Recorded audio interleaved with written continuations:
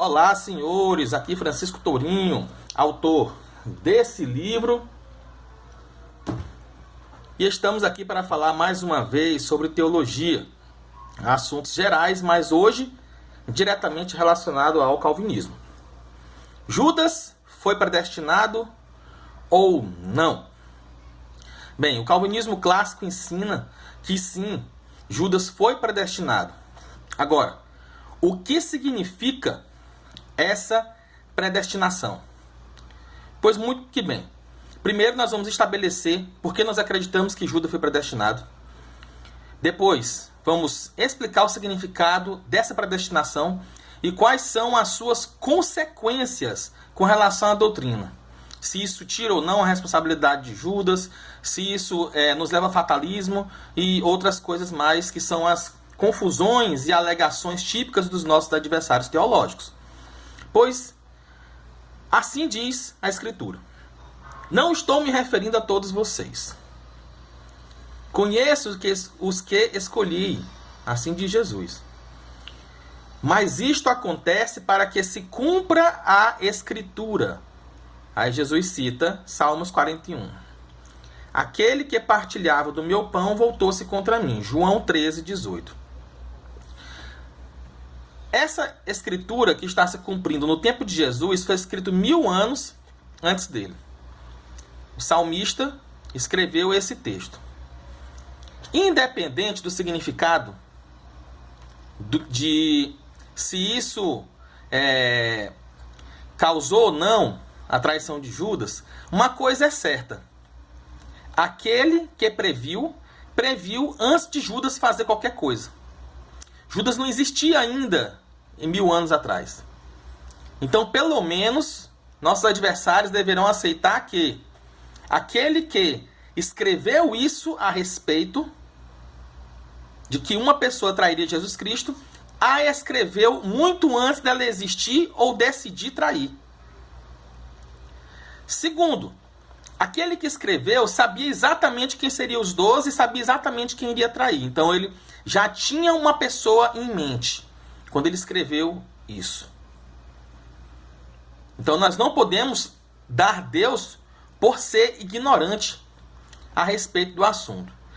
A Escritura não pode falhar, como diz lá Jesus Cristo em João 10, se não me engano. A Escritura não pode falhar, logo alguém trairia Jesus e esse alguém seria Judas, porque aquele que escreveu a profecia sabia exatamente quem iria trair. Beleza? Então até aí, tudo bem. Agora, qual o significado dessa predestinação para nós calvinistas? João Calvino, lá no seu comentário ao Evangelho de João, capítulo 17, versículo 12, diz o seguinte: Judas caiu para que a Escritura se cumprisse.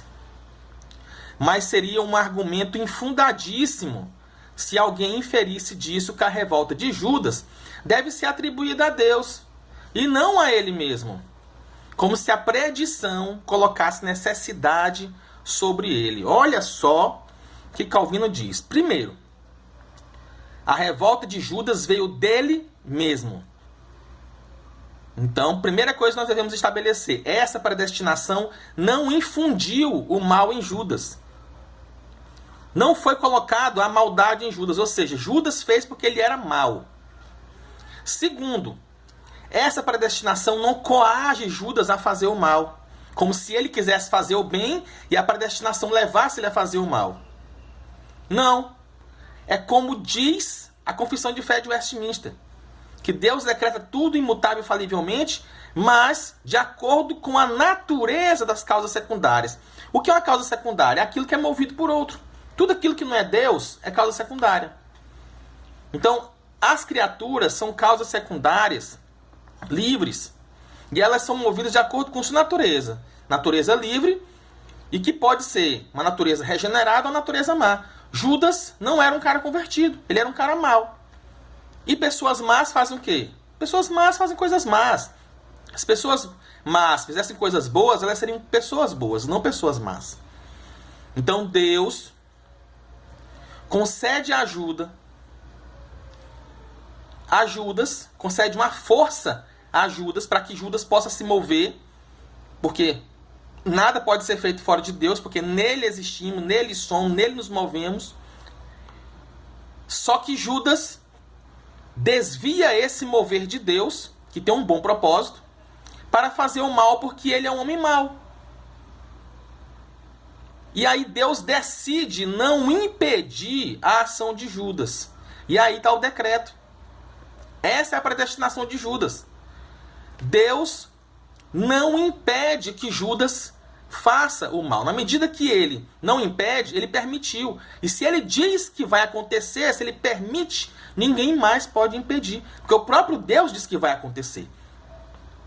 Então Deus, quando ele decreta, ele já tem em vista a natureza caída da causa segunda. Então das duas uma. Ou ele impede, infundindo o bem naquela pessoa, se tornando assim uma causa formal e do bem que aquela pessoa faz. E por isso que nós damos graças a Deus. Ou Deus decide não impedir.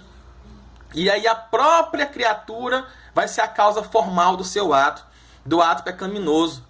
E aí a responsabilidade será totalmente da criatura e não de Deus. Que Deus apenas cedeu força a ela por ela ser uma participante das coisas de Deus. Porque tudo está em Deus. Então nisso consiste o decreto para os atos maus e nisso consistiu a predestinação de Judas. A decisão de Deus não impedir o ato pecaminoso de Judas. É claro que Deus, ao decidir isso, ele não decide arbitrariamente, simplesmente porque ele achou bonita a traição. Ele decide porque isso está incluído num plano.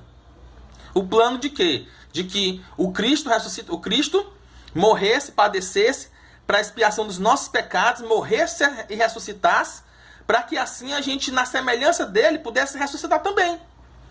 Então estava dentro de um plano toda essa execução. No entanto, esse plano e essa predestinação não impõe a necessidade em Judas, não coloca o mal nele e não empurra ele a fazer o mal, senão que apenas permite que ele faça o mal e haja de acordo com a própria maldade do seu coração. Por isso Judas é pecado, Judas é culpado de seu próprio pecado, mesmo que Deus tenha determinado tal coisa.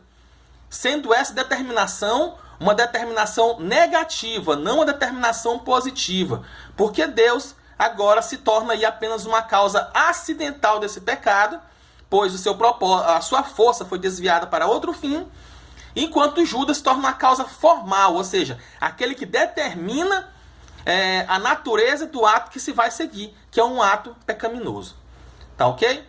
Então, espero ter explicado e que não tenha restado dúvidas. Qualquer coisa, deixa pergunta aí no vídeo, deixa seu like, se inscreva, tá? E nos ajude na divulgação desse canal. A paz do Senhor.